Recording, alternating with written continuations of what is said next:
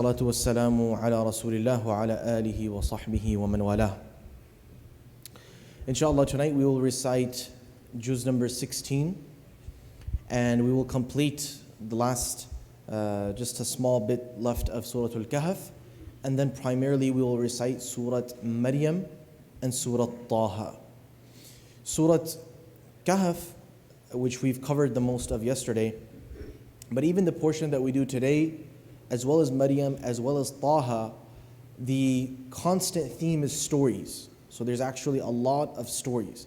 Even Surah Al-Kahf, it's primarily based off of 4 stories. Surah Maryam, primarily the story of Maryam alayhi salam and Isa alayhi salam and his birth, followed by small snippets from different companions, from different prophets. Surah Taha, almost the entirety of it is all about Musa alayhi salam. And in particular, a lot of detail is given to the interaction or the conversations between Musa and Fir'aun. But very interestingly, at the very end of Surah Taha, some of the last ayat we will recite tonight, Allah Azza wa Jal talks about Adam and Iblis. And that's actually one of the interesting things about the Quran. It's not like other books where if something is covered, you don't repeat it.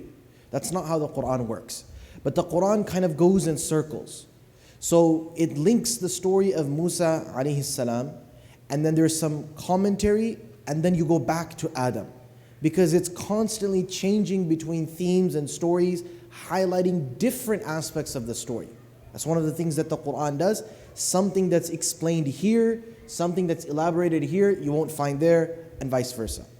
In these ayat, Allah Azza wa Jalla, He talks about the very source of how Iblis attacked Adam. The very source of it. And it's very interesting. And so Allah Azza wa Jalla says, when we created Adam and his wife, قُلْ يَا آدَمْ إِنَّ هَذَا عَدُوٌّ لَكَ وَلِزَوْجِكَ. We told Adam very clearly that Iblis is your enemy and your wife's. So be careful. فَلَا يُخْرِجَنَّكُمَا مِنَ الْجَنَّةِ فَتَشْقَى. Don't let Iblis expel you from Jannah and then you suffer hardship.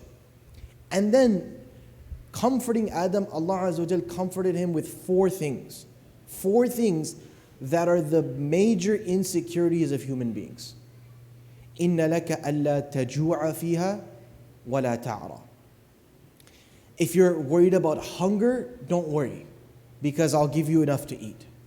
If you're worried about losing clothing, meaning not having something to cover yourself, don't worry, you'll be clothed. وَأَنَّكَ لَا تَظْمَأُ فِيهَا وَلَا تَضْحَى. If you're worried about thirst, don't worry, because I'll ensure that your thirst is quenched. And if you're worried about heat, don't worry about heat, because you won't have to face heat. Now to today's 2023 mind, this doesn't make any sense. What's so special about these 4 things? Heat, thirst, hunger, clothing. What's so special about them? But Ibn Kathir rahimahullah, he comments very profoundly. He says these 4 are the major insecurities of human beings. It's what we're worried about most. In our today's world, we don't think of it. But if you think of man from the beginning, in the winter, you're worried you'll freeze, so you need clothing. And you're worried you'll die out of hunger because you can't find food.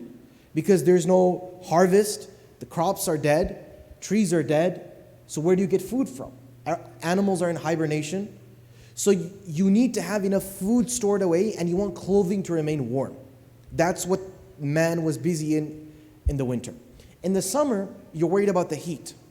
We don't really worry about it these days, but mostly throughout humanity, you had to worry about the heat.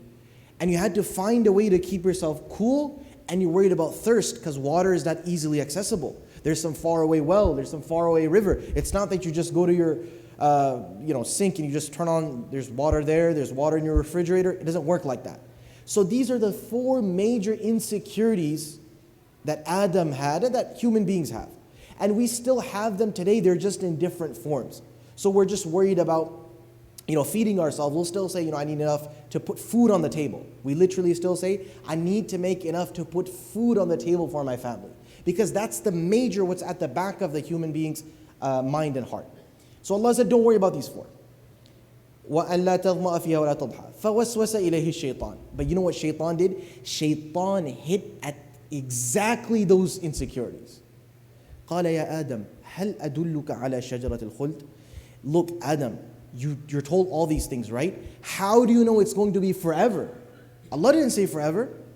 Did He say forever? He didn't say forever. He just said don't worry about hunger and thirst. But how do you know it's forever? هل أدلك على شجرة الخلد. But I know one tree.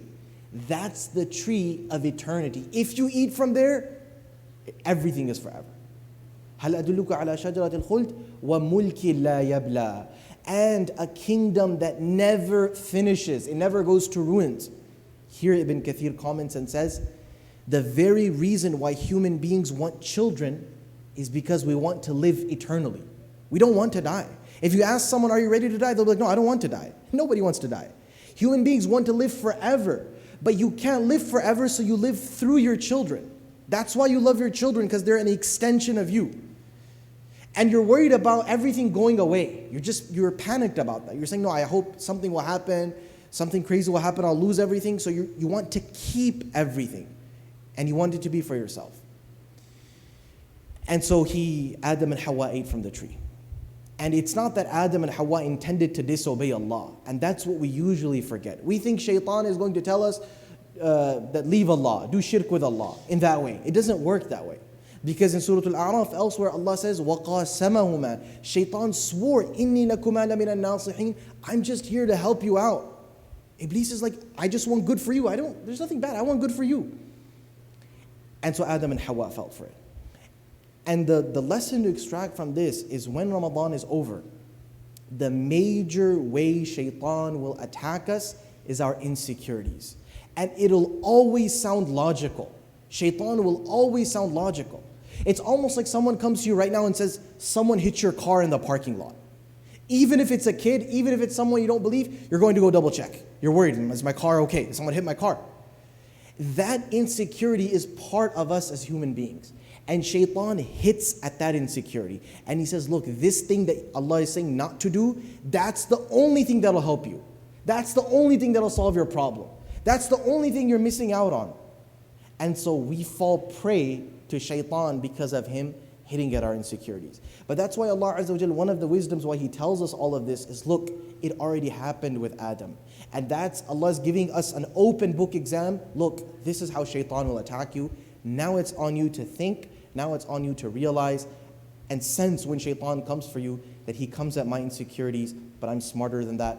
And I'll ensure that I'm not from those that will fall prey to Iblis and eventually be from those who are saved from the major plots of Iblis and accepted by Allah Azza wa Jalla into Jannatul Firdaus. Inshallah, we'll continue tomorrow. Wa jazakumullahu khairan. Assalamu alaikum wa rahmatullahi wa barakatuh.